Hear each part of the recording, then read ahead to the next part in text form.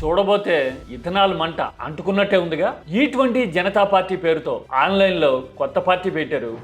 పెట్టగానే లక్షల మంది ఆ పార్టీతో చేరడం, చేతులు కలపడం చూస్తా ఉన్నాం కదా. ఇదంతా ఒక సైడే. రెండో పక్కన ఆగస్టు 4న పార్లమెంట్ ముట్టడి అంటూ వాహనదారులు, ప్రైవేట్ ట్రావెల్ ఆపరేటర్స్, ఆలోచన పరులు ఢిల్లీలో పిలుపునివ్వడం చూస్తా ఉన్నాం కదా. అంటే ఇథనాల్ సెగ పార్లమెంట్ వరకు తాకబోతోంది అని అర్థమవుతోంది కదా. నడిమధ్యలో గడ్కరీ కోర్టు నుంచి తెచ్చుకున్న ఆదేశాలు చూస్తే అసలు ఈ ఇథనాల్ వేడి ఏ స్థాయిలో తగులుతా ఉంది, ఇది ఎంత వేడి ఇష్యూ అని అర్థమవుతా ఉంది. మరో పక్కనేమో గడ్కరీ ఈజ్ లోడింగ్ అని ఇలాంటి ప్లకార్డులు పట్టుకున్నారు. నెక్స్ట్ నితిన్ గడ్కరీనే అనే ప్రకటనలు కాక్రోజ్ పార్టీ వైపు నుంచి వస్తా ఉన్నాయి. ఆందోళనకి రెడీ అవుతున్నాం అని చెప్పడం కనపడుతూ ఉంది. This is just a beginning. The Cockroach Janata Party has a long way to go. అంటే ఎన్ని డైమెన్షన్స్ ఉన్నాయో చూడండి. ఆ ధర్మేంద్ర ప్రధాన్ రాజీనామా చేశారని వీళ్ళు పెట్టరైపోయి ఇప్పుడు నితిన్ గడ్కరీ మీద గురి పెడతారా అని బీజేపీని సమర్థించే వాళ్ళు అడుగుతుండొచ్చు. కానీ పెట్రోల్ అనేది ప్రతి ఒక్కళ్ళతోనూ కనెక్ట్ అయ్యే ఎలిమెంట్ కదా. దేశంలో ఎన్ని వాహనాలు ఉన్నాయో పెట్రోల్ తో ఎంతమంది నేరుగా అసోసియేట్ అవుతున్నారో తెలుసా? తెలిస్తే గనక ఇప్పుడు ఈ20 పోరాటం మంట ఏ స్థాయిలో ఉంటుందంట చూద్దాం రండి.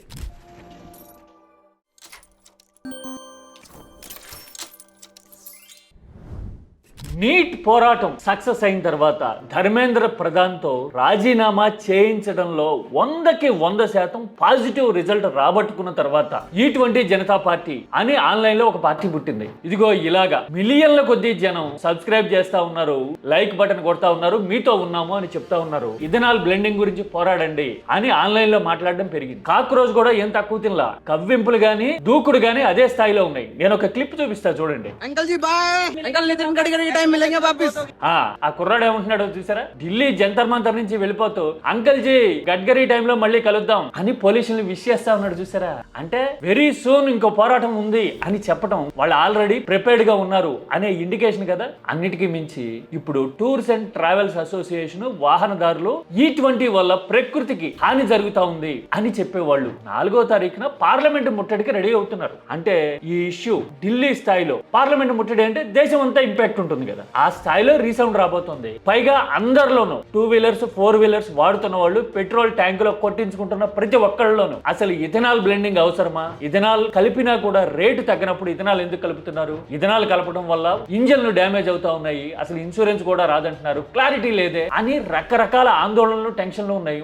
మధ్యలోనేమో పలానా చోట ఇంజన్ డ్యామేజ్ అయిపోయి ఇన్ని లక్షలు ఖర్చు అయింది అనే వార్తలు వచ్చేసరికి స్టీరింగ్ ముందో హ్యాండిల్ ముందో ఉన్న ప్రతి ఒక్కళ్ళ గుండెల్లోనూ రైళ్లు పరిగెడతా ఉన్నాయి. అంటే ఇంటెన్సిటీ ఇంత తీవ్ర స్థాయిలో ఉంది కదా. సరిగ్గా ఇక్కడే గడ్కరీ వేసిన అడుగు చాలా ఇంట్రెస్టింగ్ గా కనపడతా ఉంది. అదేంటో తెలుసా? గడ్కరీ బాంబే హైకోర్టుని ఆశ్రయించారు. ఏమని? తన పరువు తీసేస్తున్నారు, అసలు తనకి సంబంధం లేదు ఇథనాల్ బ్లెండింగ్ తో, అయినా సరే తన తనయుల వ్యాపారం కోసమే ఇలా చేస్తున్నాను అని ఆరోపించడమే కాదు, ఏ వీడియోలు, డీప్ ఫేక్ వీడియోలు క్రియేట్ చేసి సోషల్ మీడియాలో సర్క్యులేట్ చేసేసి తన ఇమేజ్ ని దెబ్బతీసేందుకు ఆర్గనైజ్డ్ గా కుట్ర జరుగుతా ఉంది అని ఆయన బాంబే హైకోర్టుని ఆశ్రయిస్తే కోర్టు చెప్పిన మాట ఇంకా ఇంట్రెస్టింగ్. మీ పరువు ప్రతిష్టలను కాపాడుకునే హక్కు, అవకాశం మీకు ఖచ్చితంగా ఉండి తీరుతాయి. మీరు మెటాకైనా, గూగుల్ కైనా, ఎక్స్ కైనా గానీ ఎవరికైనా సరే నోటీసులు సర్వ్ చేయండి, డిఫమేషన్ వేయండి, పరువు నష్టం వేయండి అని చెప్పింది. ఇది చాలా కీలకమైన డెవలప్మెంట్. ఏదో కోర్టు చెప్పింది గడ్కరీకి సంబంధించిన వ్యవహారం కాదు. ప్లాట్ఫామ్స్ కి నోటీసులు ఇవ్వడం అనే పరిణామం ఎలాంటి ఇంపాక్ట్ చూపిస్తుందో తెలుసా?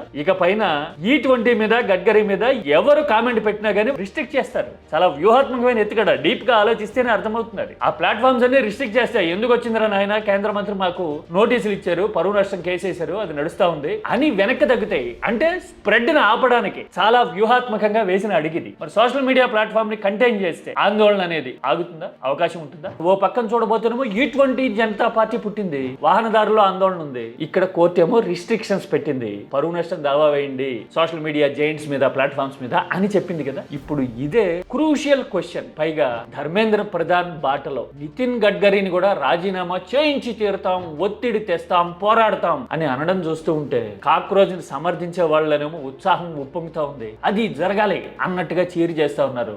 బీజేపీని సమర్థించే వాళ్ళకి మాత్రం చిర్రెత్తుకు వస్తా ఉంది. ఏంటి పెట్రోల్ పేరుతో అయిపోతారా ఇప్పుడు అని అడుగుతూ ఉన్నారు. ఎందుకని? ఇందులో 2 కారణాలు. ఒకటి ఆక్రోశం. ధర్మేంద్ర ప్రధాన్ తో రాజీనామా చేయించి మానసికంగా డెంట్ చేశారు. అసలు మోడీ కెరీర్ లోనే గత 25 ఏళ్లలో ఆయన గుజరాత్ ముఖ్యమంత్రిగా ఉన్నా, ప్రధానిగా ఉన్నా గానీ ఎప్పుడు పబ్లిక్ పబ్లిక్ డిమాండ్ మీద మంత్రుల్ని తప్పించలే ఇప్పటి వరకు. తెలుసా మీకు? ధర్మేంద్ర ప్రధాన్ ఇన్సిడెంటే ఫస్ట్ టైం. మంత్రుల్ని తన సొంత ఈక్వేషన్స్, పొలిటికల్ క్యాలిక్యులేషన్స్ ప్రకారం తప్పించుండొచ్చు, మార్చుండొచ్చు, కానీ పబ్లిక్ డిమాండ్ మీద తప్పించడం ఇదే ఫస్ట్ టైం. అంటే పొలిటికల్ గా డెంట్ అయింది అనే ఫీలింగ్, డీప్ రూటెడ్ అండర్స్టాండింగ్ ఉన్న వాళ్ళకి అర్థమవుతా ఉంది. కాస్తో కోస్తో బీజేపీ మీద అభిమానం ఉన్న వాళ్ళకి కూడా ఆక్రోశం తనుకుంటూ వచ్చేస్తుంది. అందుకే ఇప్పుడు గడ్కరీది అంతకు మించిన ఇంపాక్ట్ఫుల్ ఇష్యూ. ఎందుకో తెలుసా? Gadkari care of Nagpur RSS కి అత్యంత సన్నిహితుడు. అదొక కారణం అయితే ఇంకో కారణం ఏంటో తెలుసా? టెక్నాలజీ అర్థమయ్యి, ప్రోగ్రెస్ తెలిసి, ప్రపంచ వ్యాప్తంగా ఎలాంటి పరిణామాలు జరుగుతున్నాయి, ఇండియాలో ఎలాంటి మార్పులు రావాలి అని ఆలోచించగలిగిన ఇప్పుడున్న బీజేపీలో, ఇప్పుడున్న లీడర్స్ లో గడ్కరీది ముందు వరుస. తెలుసా మీకు? నేను కొన్ని ఎగ్జాంపుల్స్ చెప్తాను. వాజ్పేయి హయాంలో స్వర్ణ చతుర్భుజి అని గోల్డెన్ క్వాడ్రిలేటర్ 4 దిక్కుల్ని కలుపుతూ రోడ్లు వేసారు అని మాట్లాడుతుంటాం కదా. కీటాక్స్ లో కూడా నేను గతంలో చెప్పున్నా. ఆ ఆలోచనకి అసలు ఇగ్నిషన్ ఇచ్చిన ప్రముఖుల్లో, ప్రథముల్లో గడ్కరీ ఒకరు. అప్పటికి ఆయన లేట్ 30s లో మాత్రమే ఉండుంటాడు. వాజ్పేయికి ఒక రిపోర్ట్ ఇచ్చి, ఇదిగో ఇలాంటి ప్రాజెక్ట్ వస్తే గనక బాగుంటుంది అని ఒక దూరదృష్టితో కూడిన ఐడియాని ప్రొజెక్ట్ చేసిన వాళ్ళలో, ప్రజెంట్ చేసిన వాళ్ళలో గడ్కరీ ఉన్నారు. రాజకీయాల్లో అలాంటి ఆలోచన చేశారంటే దాని వెనక చాలా కారణాలు ఉండొచ్చు, ఆర్థికంగా అని అనడం సులభమే. కానీ దేశం గురించి ఆలోచించారు అని అయితే ఒప్పుకోక తప్పదు కదా కొంతవరకైనా. అది ఒక్కటే కాదు, కేంద్రంలో 2014లో మోడీ జమానా మొదలైన తర్వాత ఉపరితల రవాణా మంత్రిగా అనుకుంటా గడ్కరీ ఉండేవాడు. సాగరమాల అనే ప్రపోజల్ వచ్చింది. నేను అప్పుడు నడిపే వెబ్సైట్ లో ఎన్నో కథనాలు రాసి ఉంటా దాని మీద. ఎందుకో తెలుసా? సాగరమాల అనేది దేశానికి అవసరం. నేల మీద రోడ్ ట్రాన్స్పోర్ట్ మీద ఒత్తిడి తగ్గించగలిగితే, ఒకటి పొల్యూషన్ తగ్గుతుంది, 2 ఫ్యూయల్ కన్జంప్షన్ తగ్గుతుంది, 3వది రవాణా చీపర్ అవుతుంది. దానివల్ల గూడ్స్ అయినా, నిత్యావసర వస్తువులైనా, ఇతరత్ర వస్తువులైనా కానీ చాలా తక్కువ ధరకు వచ్చే అవకాశం ఉంటుంది. ఇలా ఇందులో చాలా పాజిటివ్స్ ఉన్నాయి. అందుకని సాగరమాల అనేది గొప్ప ఇనిషియేటివ్ అని నేను రాసి ఉంటాను చాలా సార్లు. అలాంటి ఆలోచనకు మూల పురుషుడు ఇదే గడ్కరీ. ఇథనాల్ బ్లెండింగ్ విషయంలో కూడా అలాంటి ఆలోచన ఉండుండొచ్చు అని కొంతమంది సమర్థించే వాళ్ళు ఉన్నారు. కానీ ఇక్కడ 2 కాన్ఫ్లిక్ట్స్ వస్తున్నాయి. ఒకటి, ఇథనాల్ బ్లెండింగ్ అనేది పెట్రోలియం దిగుమతుల్ని, క్రూడ్ ఆయిల్ దిగుమతుల్ని కంటైన్ చేయడానికి తెచ్చామంటున్నారు కదా. తెచ్చినప్పుడు ఇథనాల్ బ్లెండింగ్ కనుక E20 అయినా, లేదంటే ఆ కోట, ఆ 20 ఉన్న కోట పెరుగుతూ పోవడం వల్ల పెట్రోలియం దిగుమతులు తగ్గితే గనక కేంద్రానికి లాభం ఉంటుంది, కానీ నేరుగా జనానికి ప్రయోజనం ఉండట్లా. ఎందుకని? ఇప్పుడు పెట్రోల్ రేటు 100 రూపాయలు ఉందనుకోండి, E20 రేటు కూడా అంతే ఉంది కదా. మహా అయితే 5 రూపాయలు తగ్గుతా ఉంది. ఆ మందం మైలేజ్ తగ్గిపోతుందట. అందుకని కొత్తగా వచ్చే లాభం ఏం లేదు అనే ఆక్రోశం ఇందులో ఉంది. ఇంజన్లు డ్యామేజ్ అవ్వడం అనేది అంతకంటే పెద్ద కన్సర్న్ అనుకోండి. దానికంటే ముందు ప్రైసింగ్ మీద కూడా. పైగా ఇథనాల్ తయారు చేయడానికి మొక్కజొన్న నుంచి అయినా, చెరుకు నుంచి అయినా కానీ, వరి నుంచి అయినా కానీ ఎంత నీరు కావాలి, ఎంత ఎఫర్ట్ పెట్టాలి, దానివల్ల వ్యవసాయం మీద ఎంత దెబ్బ పడుతుంది, పర్యావరణానికి ఎంత హాని జరుగుతుంది అనేవాళ్ళు కూడా ఉన్నారు. ఈ ఆందోళనల్ని అడ్రస్ చేయలే ఇప్పటి వరకు. అందుకోసం ఇథనాల్ మీద ఇంత ఆందోళన పెరుగుతా ఉంది. తనయుల వ్యాపారం కూడా ఇథనాల్ రిలేటెడ్ గా ఉండేసరికి ఆయన మీద నెగిటివిటీ ఖచ్చితంగా వచ్చి పడతా ఉంది. ఇలాంటి ఈక్వేషన్స్ నడుస్తున్న టైంలో గడ్కరీనేమో ఇథనాల్లో తన తనయుల వ్యాపారం కేవలం 1% ఉంటుందేమో దేశం మొత్తం మీద, हमारा शेयर 0.07% అని ఇలా అంటూ ఉన్నారు. ఇంకో పక్కన ఇథనాల్ బ్లెండింగ్ అనేది పెట్రోలియం శాఖ పరిధిలో వ్యవహారం, నా మీద ఎందుకు పడుతున్నారు మీరు అంటూ ఉన్నారు. ఎందుకు పడతారు అంటే ఆయన అడ్వకేట్ చేశారు కాబట్టి ఈయన ప్రయోజనాలు అందులో ఉన్నాయి అనే ఇంప్రెషన్ జనానికి క్యారీ అయ్యి ఇలాంటి పరిస్థితి వచ్చినట్టు ఉంది. మరి ఇదంతా ఒక ఎత్తు అయితే, రాజకీయంగా గడ్కరీ మీద ఒత్తిడి పెరిగితే గనక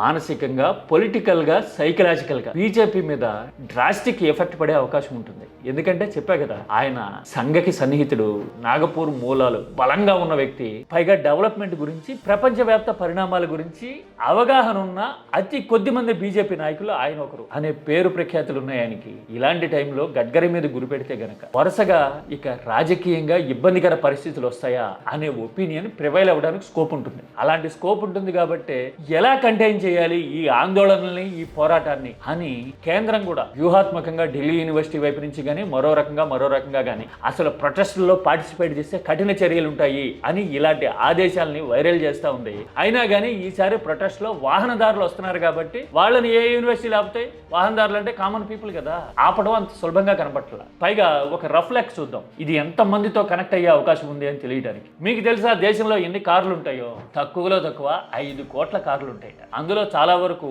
ట్రావెల్స్, మల్టీ కార్స్ ఉన్న కుటుంబాలు ఉన్నాయి అని అనుకుంటే, ఆ లెక్క మినహాయించినా కూడా కూడా కనీసం 3.5 కోట్ల కార్లు ఉంటాయి కదా. ఇక 2 వీలర్స్ అయితే గనక దాదాపు 30 కోట్లు ఉంటాయి. 30 కోట్లు అంటే ఎన్ని కుటుంబాలు అన్నట్టు? ఓ కుటుంబానికి 2-3 ఉండనివ్వండి, కానీ ఎంత పెద్ద నెంబర్ అది. అంటే ఇన్ని కోట్లాది కుటుంబాలతో కనెక్ట్ అయ్యే ఇటువంటి ఇథనాల్ బ్లెండెడ్ పెట్రోల్ అనేది ఇప్పుడు ఇంత ఇన్ఫ్లుయెన్షియల్ ఫ్యాక్టర్ అవుతా ఉంది, రాజకీయాన్ని మండిస్తా ఉంది, పరిణామాల్ని మారుస్తుంది అనిపిస్తా ఉంది. మరి మీకైతే ఏమనిపిస్తుంది? నీట్ పేపర్ లీకేజ్ విషయంలో విజయం సాధించినట్టే, ధర్మేంద్ర ప్రధాన్ని తప్పించేలాగా చేయగలిగినట్టే, ఇథనాల్ విషయంలో కూడా రాజీనామాల సంగతి ఎలా ఉన్నా గానీ అసలు ఇథనాల్ బ్లెండింగ్ ఉండదు అని చెప్పించడం సాధ్యమవుతుందా? ఎందుకంటే దానివల్ల ఆర్థికంగా రిలీఫ్ ఉంటుందా, ప్రకృతి పరంగా సైడ్ ఎఫెక్ట్స్ ఉన్నాయి. పైగా అన్నిటికీ మించి రూపీ ఫాల్ ని ఆపడంలో ఇబ్బంది పడుతూ ఎలా ఆపాలో తెలియక ఇప్పుడు క్రూడ్ ఆయిల్ దిగుమతుల్ని కంటైన్ చేయాలనుకుంటున్నారు అనే ఒపీనియన్ ఆలోచన పరంలో ఉన్న టైంలో ఇథనాల్ పోరాటం, ఇటువంటి జనతా పార్టీ అయినా కాక్రోచ్ పోరాటం అయినా పేరేదైనా పెట్టండి, ఎలాంటి